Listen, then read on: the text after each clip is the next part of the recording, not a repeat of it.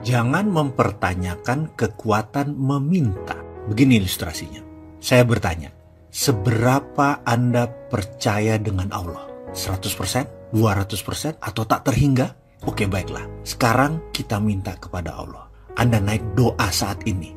Ya, saat ini juga hentikan nonton video ini dan berkata, ya Allah, saya ingin akhir bulan ini mempunyai uang 1 miliar masuk di rekening saya. Katakan kalimat itu berulang-ulang.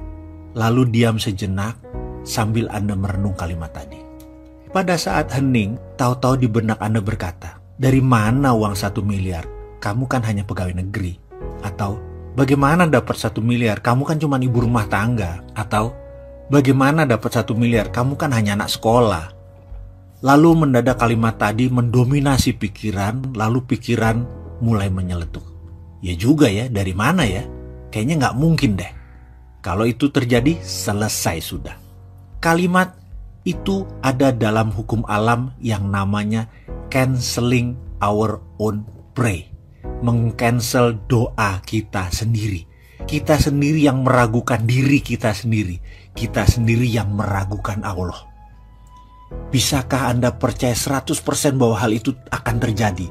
Bisa terjadi dan pasti terjadi. Bisakah Anda tidak cancel doa itu?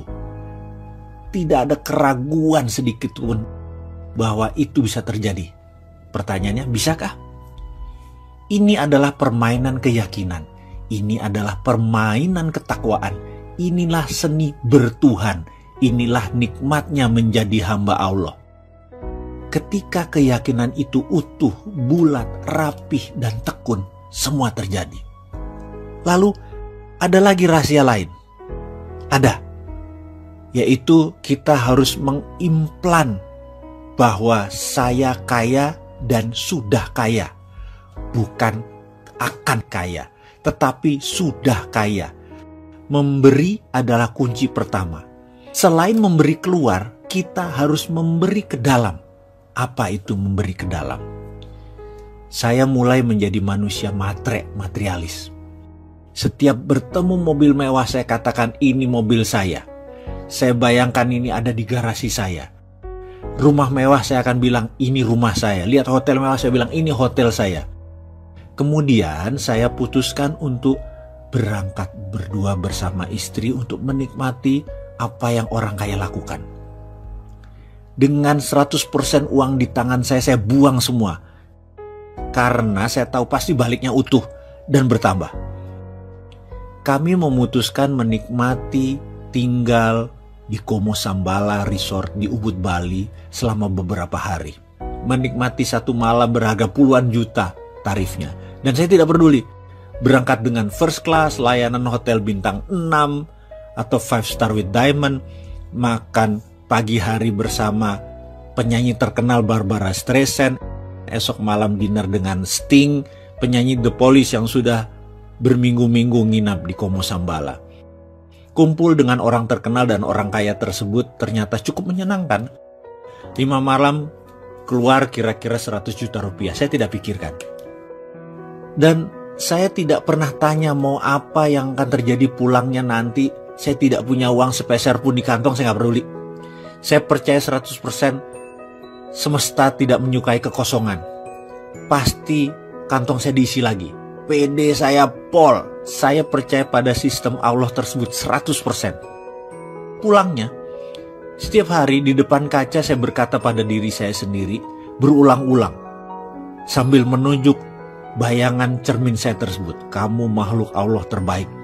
Ribuan kali saya ucapkan sambil tersenyum dan terus pumping semangat, menyemangati diri sendiri.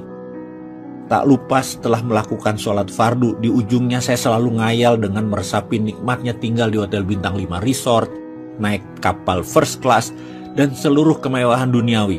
Dan saya tidak cancel apapun. Nikmati saja karena semua sudah terjadi dan saya yang punya itu semua. Receh di kantong dan setiap saat tangan di atas. Itu yang saya lakukan setiap hari. Dan apa yang terjadi? Ketika Kamisan, di bulan berikutnya, pertemuan bulanan tersebut, yang biasanya ada 5-7 orang, ternyata waktu itu 20 orang atau 30 orang hadir semua. Semua yang hadir adalah kenalan saya yang sudah lebih dari 15 tahun. Desimal rekeningnya ada yang 11, ada yang 12. Saya hari itu enteng sekali.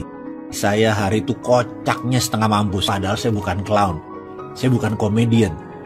Melucu itu bukan darah saya. Tapi yang jelas hari itu mereka tertawa terpingkal-pingkal selama beberapa jam.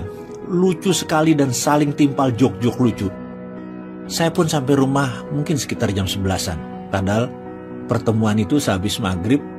Di pertemuan-pertemuan sebelumnya jam 8 saya udah di rumah. Entah angin apa, keesokan harinya satu sahabat saya berkata, mau nggak kamu beli saham PTN di Nusa Tenggara Timur, mau ikut nggak? Saya jawab, nggak belum ada kelonggaran likuiditas, saya bilang gitu.